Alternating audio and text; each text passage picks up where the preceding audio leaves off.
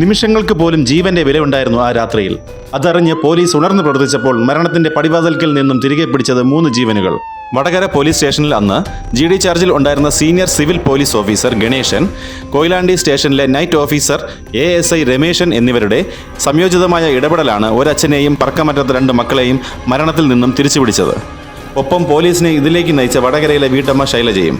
സംഭവം ഇങ്ങനെ: ഭാര്യ ഉപേക്ഷിച്ച കൊയിലാണ്ടി സ്വദേശിയായ യുവാവ് 2ഉം 3ഉം വയസ്സുള്ള 2 ആൺമക്കളെ പരിചയമുള്ള 2 വീടുകളിലായി വളർത്താൻ ഏൽപ്പിക്കുന്നു. 2 മക്കളും 2 വ്യത്യസ്ത വീടുകളിൽ പ്രശ്നങ്ങളില്ലാതെ കഴിയുന്നു.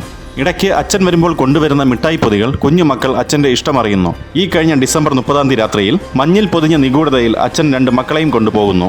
രാത്രിയിലെ അസാധാരണ പെരുമാറ്റത്തിൽ അസ്വാഭാവികത തോന്നിയ വടകരയിലെ പോറ്റമ്മ ശൈലജ വേവലാതിയോടെ വടകര സ്റ്റേഷനിലെത്തി മക്കളെ രക്ഷിക്കണം എന്ന് പറഞ്ഞ നിമിഷം മുതൽ പോലീസ് അമ്മയുടെ വേവലാതിയുടെ കാരണം തിരഞ്ഞു. ഇത്തരം സന്ദർഭങ്ങളിൽ പാഴാക്കുന്ന ഓരോ നിമിഷവും എത്രയോ മൂല്യമുള്ളതാണ്.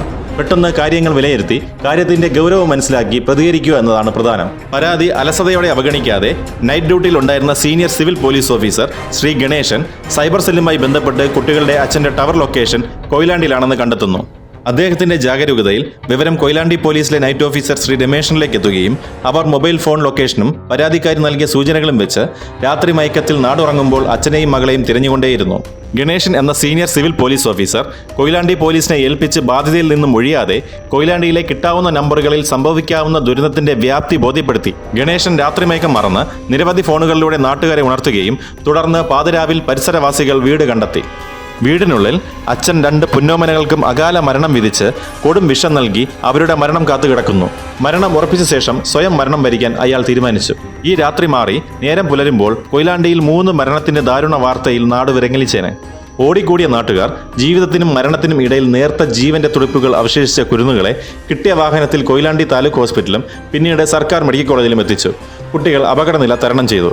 മക്കളുടെ മരണം ഉറപ്പിച്ച ശേഷം ആത്മഹത്യ ചെയ്യാൻ കാത്തുനിന്ന അച്ഛനെ കൊയിലാണ്ടി പോലീസിലെ നൈറ്റ് ഓഫീസർ ശ്രീ രമേശനും സംഘവും കസ്റ്റഡിയിലെടുത്തു. മറ്റൊരു ജീവൻ കൂടി മരണദേവനിൽ നിന്നും പിടിച്ചുവാങ്ങി. പോലീസിന്റെയും നാട്ടുകാരുടെയും ജാഗ്രതയിലും ഇടപെടലിലും 3 മരണങ്ങൾ തടഞ്ഞിരിക്കുന്നു. സ്വന്തം മക്കൾക്ക് കൊടും വിഷം നൽകി മരണം കാത്തുകിടന്ന അച്ഛനിൽ നിന്നും വിഷം രുചി അറിഞ്ഞ മക്കളും ഹൃദയത്തെ നോവിക്കുന്നു. ഗണേശനു നന്ദി, രമേശനും സഹപ്രവർത്തകർക്കും നന്ദി, ഒപ്പം നാട്ടുകാർക്കും പോറ്റമ്മയ്ക്കും നന്ദി. മരണമേ മാറി നിൽക്കൂ, ഉറങ്ങാതെ ചിലർ ഇവിടെ കാവലുണ്ട്.